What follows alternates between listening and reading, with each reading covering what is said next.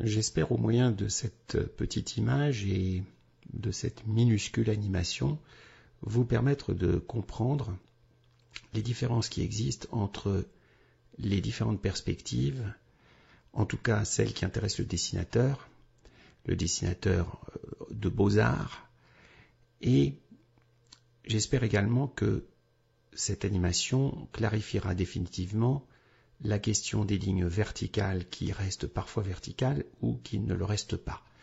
Vous avez remarqué que quand vous regardez un immeuble de loin, les verticales sont verticales et que quand vous vous placez au pied de cet immeuble et que vous le regardez d'en bas, les lignes partent de biais et ont l'air de se rejoindre dans le ciel.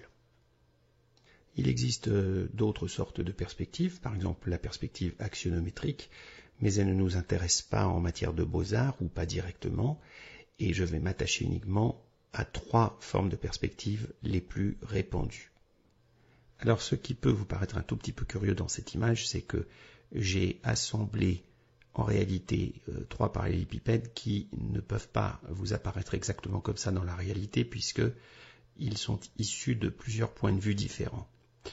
Je les ai rassemblés en une seule image pour simplifier, et vous voyez que dans l'angle de vue actuel, les fuyantes partent vers un point situé sur une ligne d'horizon qu'on peut facilement imaginer. Elle se situe à peu près en dessous du cube supérieur, tandis que les verticales, incontestablement sur cette image, restent verticales.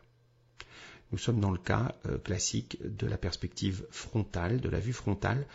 Elle est frontale parce que les arêtes du parallélépipède ou des 3 parallélépipèdes sont tantôt parallèles, tantôt perpendiculaires à notre rayon visuel, mais jamais elles ne présentent un angle autre que de 0 ou de 90 degrés.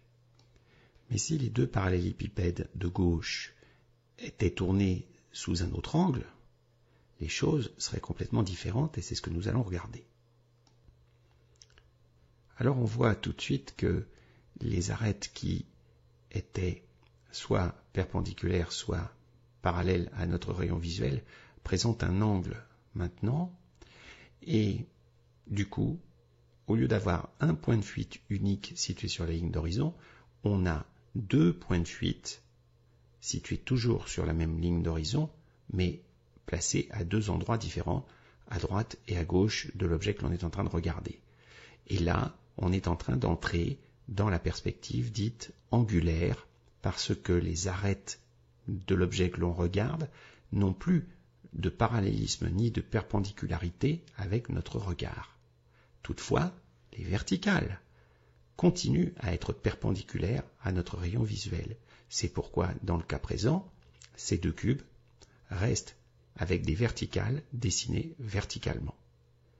Remarquez que l'angle du parallélépipède de gauche en haut est beaucoup plus fort par rapport à notre regard que l'angle du parallélépipède du bas, toujours à gauche. C'est pourquoi les fuyantes se rejoignent dans celui du haut à des points de fuite, on le devine en suivant les flèches visuellement, à des points relativement rapprochés de l'objet, tandis que sur celui du bas, le point de fuite va se trouver extrêmement éloigné.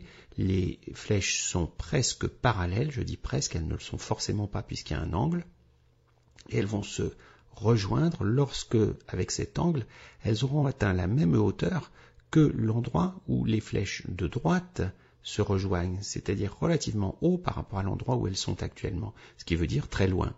Mais on peut avoir encore un 3e cas de figure. Regardez d'abord le cube du bas. Il continue sa rotation de façon à avoir, comme le cube du haut précédemment, un angle assez marqué. Regardez le cube du haut. Lui change d'angle de rotation. Encore une fois, regardez le cube du haut, il bascule.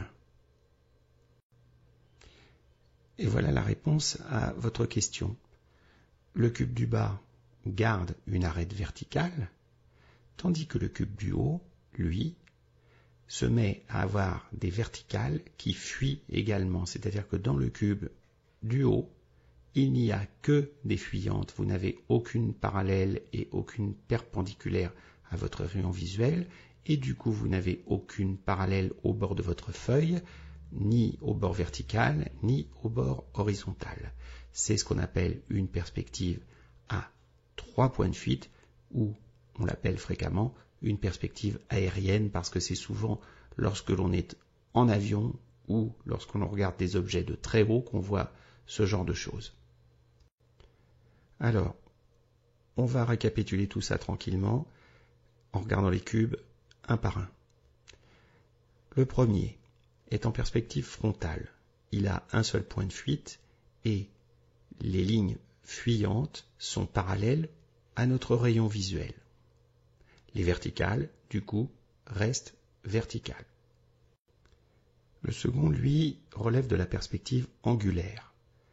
Il présente un angle par rapport à notre rayon visuel et ses fuyantes vont dans la direction des flèches que je vous montre sur ce dessin.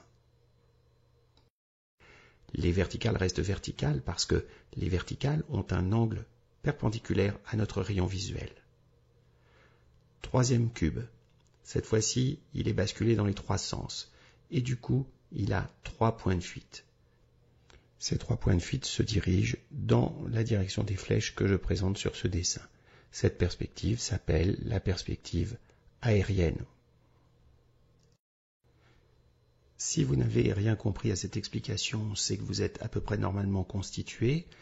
Toutefois, si en réécoutant cette vidéo 2 ou 3 fois, vous ne comprenez toujours pas, alors là, il n'y a plus qu'une seule solution, c'est suivre le cours Cygnus complet, où tout ça va être détaillé, décortiqué, je crois en 16 modules, donc de quoi comprendre tout ça sans aucune difficulté par la méthode douce. À bientôt.